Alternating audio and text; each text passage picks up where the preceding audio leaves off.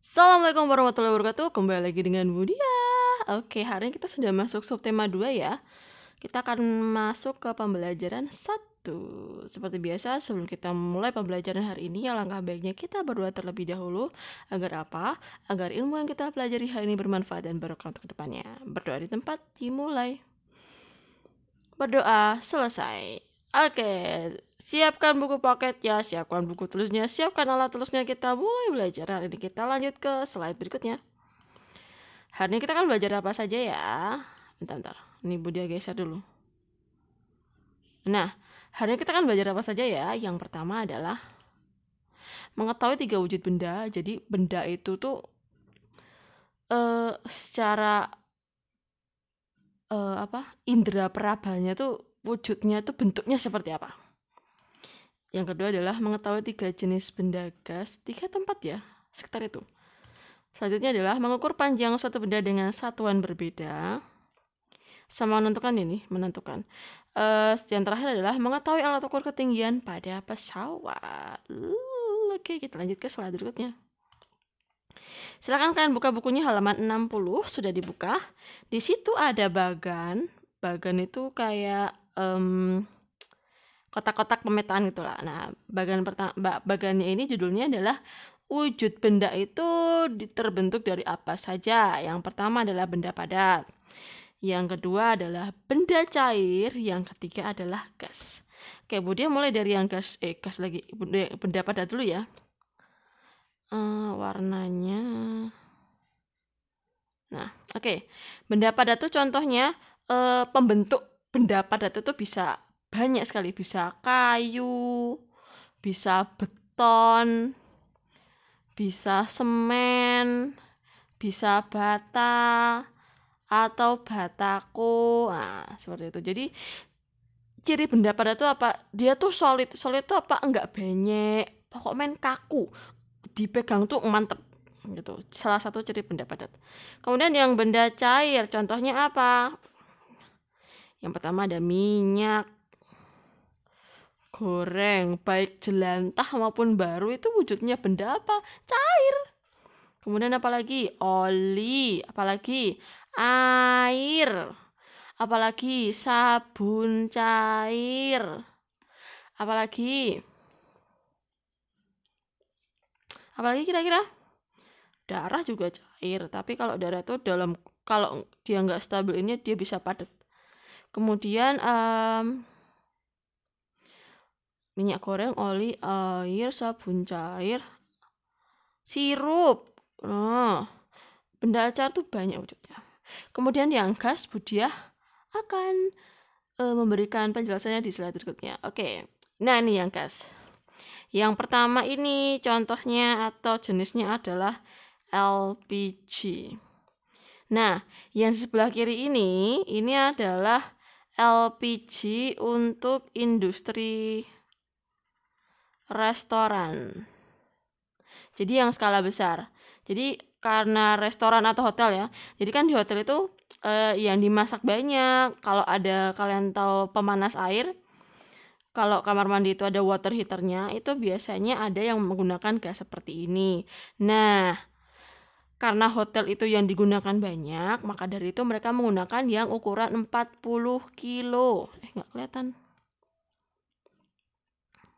Yang 40 kilo. Agar apa? Ya agar nggak repot ketika harus mengisi berkali-kali, karena kan pemakaiannya cepat habis. Untuk masak, untuk water heaternya, mungkin untuk mesin cuci pun, mana tuh?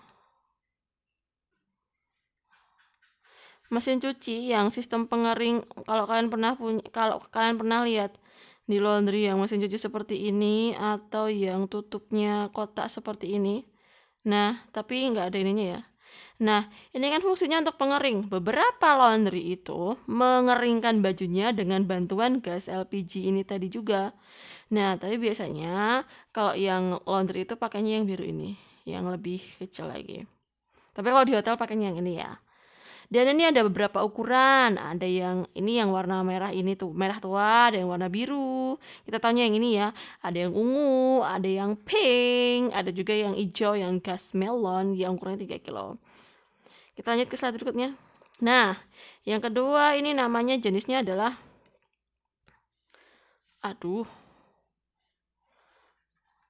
nitrogen. Nah, kalau kalian pernah ke pasar malam atau ke Sekaten, pasti pernah lihat ada satu makanan yang dikasih gas kayak gini, terus nanti makanannya kayak ada uap-uap dinginnya kayak gitu. Nah, ini gas yang digunakan itu adalah nitrogen. Kemudian bedanya gas nitrogen yang buat makanan ini sama yang di pom bensin itu apa? Kalian sering lihat toh, di pom bensin sekarang itu banyak banget isi pompa nitrogen. Nah, Budi agak lupa bedanya yang mana. Pokoknya bedanya hanya di kandungan banyaknya nitrogen. Kalau yang untuk makanan nitrogennya lebih sedikit.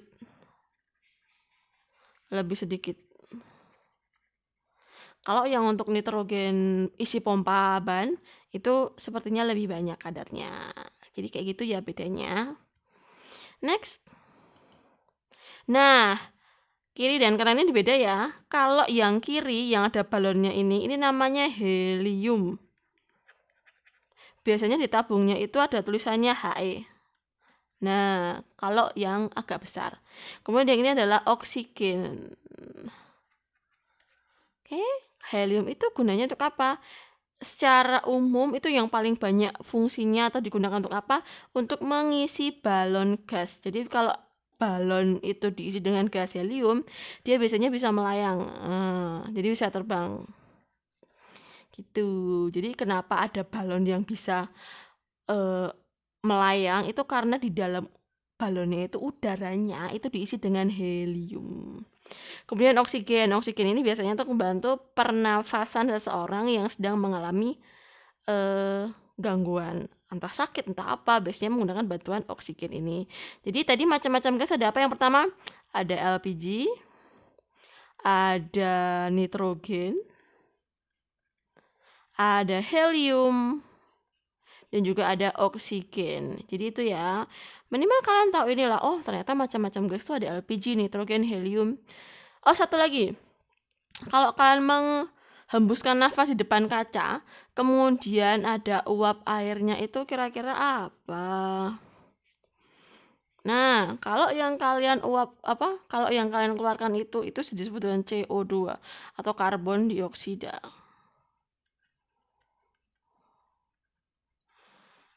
Oke, kita lanjut ke slide berikutnya. Nah, silakan kalian buka buku halaman 61. Nanti di rumah dicoba. Atau sekarang aja ya. Ini Budia, jadi disuruh mencari yang benda padat yang mana, kemudian yang benda cair yang mana, kemudian yang gas yang mana. Oke, yang biru muda ini untuk benda gas ya. Kalau gas tentu saja yang ini yang di kompor ini adalah benda gas. Selain itu sepertinya sudah tidak ada. Sekarang kita lanjut ke benda cair. Benda cair warnanya kuning ya. Nah, yang cair ini ada minyak kelapa, ada jamu yang ada di sini. Ini ada minyak goreng. Ini ada kecap saus. Sepertinya sudah. Kemudian yang benda padat. Yang benda padat itu banyak. Ada lemari, ada teflon, ada jendela, ada sodel, iros, ada kompor, ada ceret, ada nampan, ada apa lagi? Ada meja. Banyak sekali kan. Kalau benda padat tuh biasanya memang lebih banyak. Kita lanjut ke slide berikutnya. Nah, silakan kalian buka bukunya. Ini contoh yang kemarin ya, ini belum dia bahas. Jadi, di sini Benny ini memiliki pita panjangnya mana ini? Kok pointernya Budia hilang?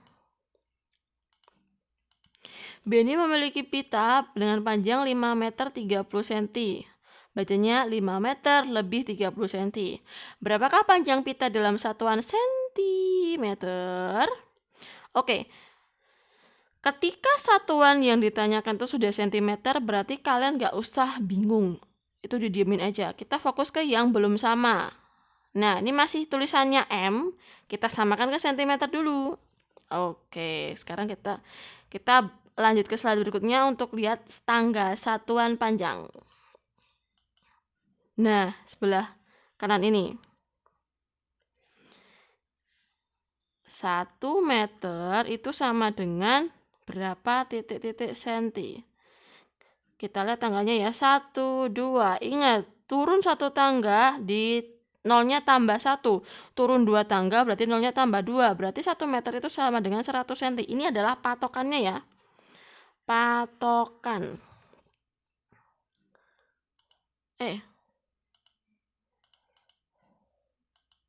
Nah, patokannya nih, 1 meter sama dengan 100 cm. Sekarang kita coba kerjakan yang di sebelah kiri ini. Kalau, ingat, yang sudah satuannya sentimeter tidak usah dipikirkan.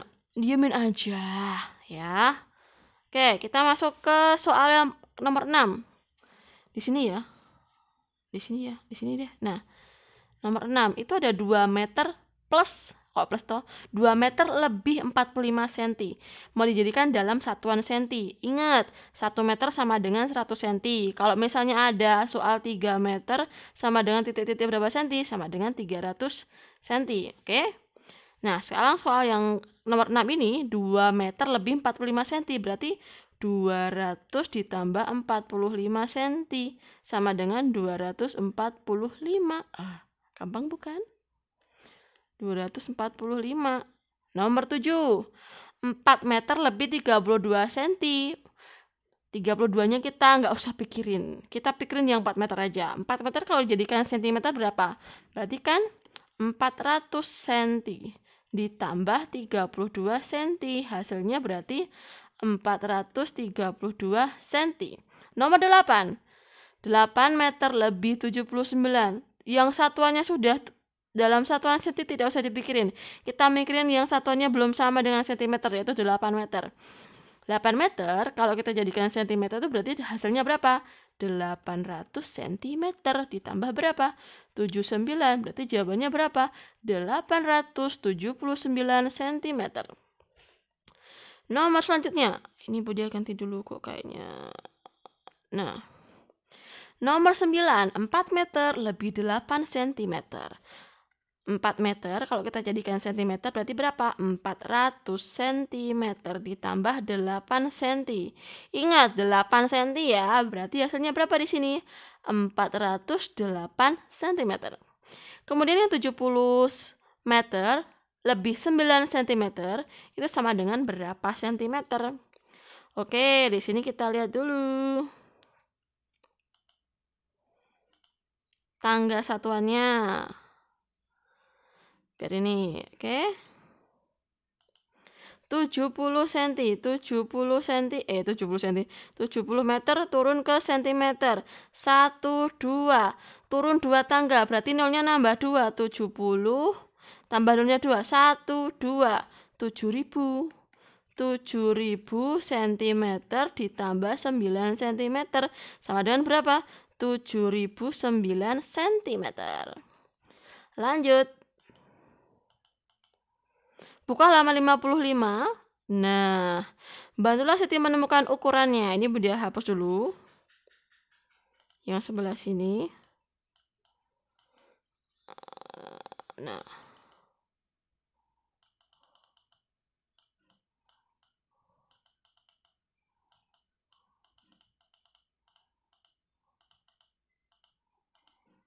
Aduh, kok lama ini. Oke. Nah, kalau ini sekarang kita balik. Kalau ada angka 254 cm, perhatikan satuannya, cm, mau kita uraikan, kita pisah. Berarti gampangannya gimana? Berarti kita fokusnya ke memisahkan antara ratusan dengan puluhan. Berarti kalau yang A ini jadi berapa? 200 ditambah 54. Ingat, setiap 100 cm itu sama dengan 1 meter. Gini deh, 300 cm sama dengan berapa meter? Sama dengan 3 meter. Berarti kalau 200 cm sama dengan berapa? 2 meter tambah 54. Berarti jawabannya di sini adalah 2 meter lebih 54. Nomor B. Kita uraikan, ternyata kalau yang B itu 300 ditambah 90, berarti hasilnya adalah 3 meter lebih 90 cm. Nomor C, itu berarti berapa? Ini udah enak nih, udah gampang. 3 meter lebih 65 cm. Nomor D, 909 cm sama dengan berapa? 9 plus atau lebih 9 cm. Nomor E, 400 cm itu sama dengan titik-titik meter, titik-titik centimeter. Ini tulis 4 meter ditambah 0 cm. Selesai. Begitu cara mengerjakannya. Kita lanjut ke slide berikutnya. Silakan kalian buka bukunya halaman 63. Nah, kalau ini kita sudah masuk ke satuan panjang kilometer. Jarak rumah Edo ke rumah nenek adalah 5 km 300 meter. Nah, ini ada satuan tangga. Oke. Kenapa 1 km bisa sama dengan 1000 meter? Ingat yuk, sekarang kita hitung. Dari kilometer turun ke meter ya, 1, 2, 3. Turun 1 tangga, 0 nambah 1. Turun 2 tangga, 0 nambah 2. Turun 3 tangga, 0 tambah 3. Berarti cocok ya ini. 1 km sama dengan 1000 meter. 2 km sama dengan 2000 km. Sampai sini jelas ya. 2000 meter kok 2000 km. Lanjut.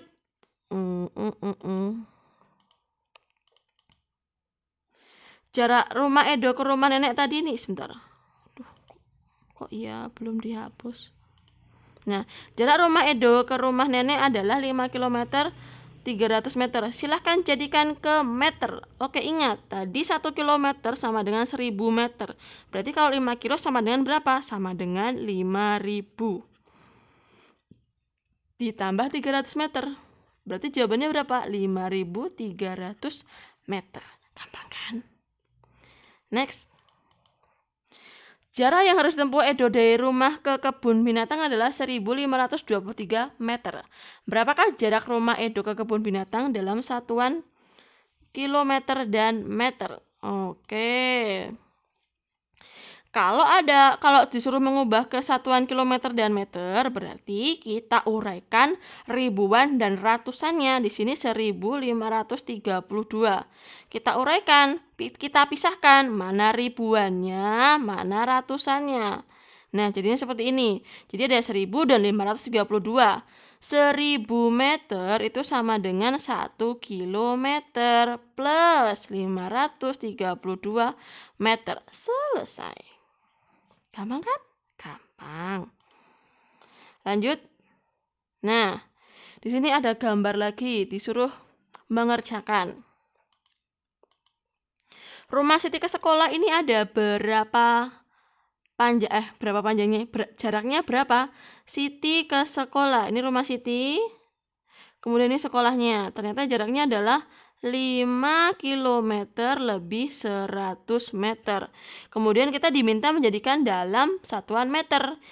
Ingat, 1 km sama dengan 1000 meter. Berarti kalau 5 km sama dengan berapa? Bunda pindah sini ya. Sama dengan 5000 meter ditambah 100 meter. Sama dengan berapa? 5100 meter. Gampang kan? Sekarang rumah Udin yang sebelah kanan ini. Rumah Udin ke kantor pos itu sebelah sini. Kita pakai yang ini. Nah, ternyata jaraknya adalah 2 km lebih 850 meter.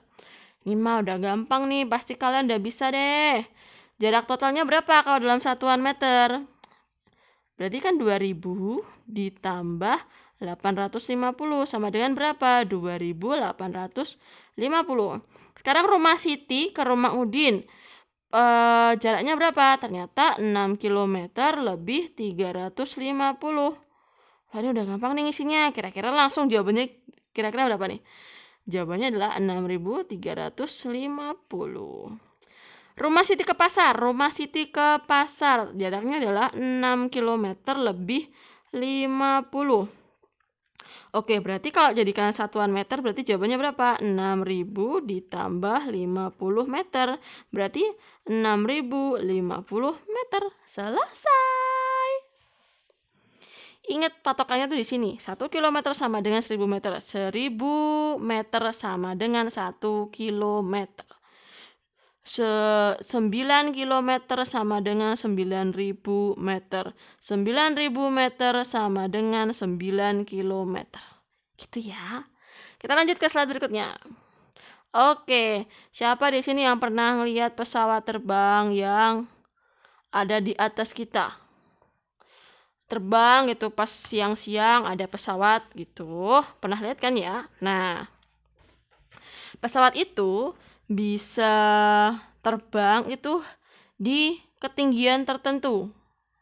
Nah, dalam pesawat itu ada alat yang untuk mengukur ketinggian itu. Namanya adalah... Nah, sebentar. Kita balik dulu. Nah, kalau mau mengukur ketinggian, misalnya nih, ini pesawatnya tuh di ketinggian berapa sih?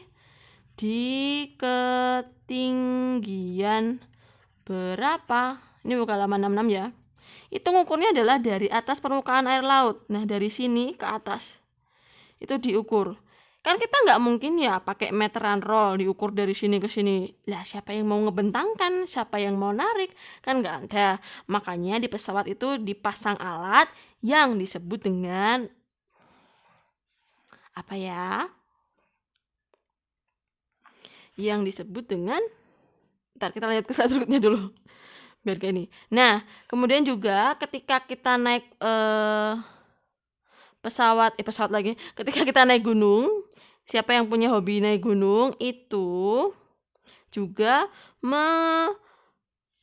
mengukur juga ada ketinggiannya. Jadi misalnya ini mbaknya nih naik Gunung Rinjani, GN Rinjani. Dia singkat ya, Rinjani. Nah, ketika sampai atas itu ada ini keterangan.